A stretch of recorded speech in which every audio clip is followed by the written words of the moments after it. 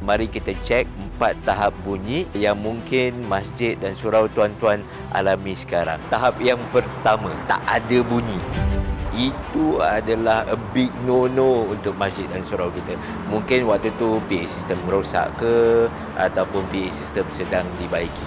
Yang kedua, sekadar ada bunyi. Ada bunyi, tapi sebutir apa pun percakapan, kita tak faham.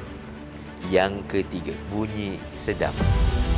Bunyi yang merdu, bunyi yang selesa, tetapi hanya di setengah-setengah tempat je. Sama ada di ruang imam sahaja ke, ruang solat utama sahaja ke, tetapi di ruang lain, tahap keempat, bunyi yang betul. Bunyi yang betul tu apa? Bunyi yang merdu dan selesa tu di semua tempat. Di ruang solat utama, di ruang imam dan semua tempat lah. Macam mana dengan masjid dan surau tuan-tuan? Boleh komen di bawah. Ikhlas daripada kami, Muazzin AV. Ini masjid kami juga.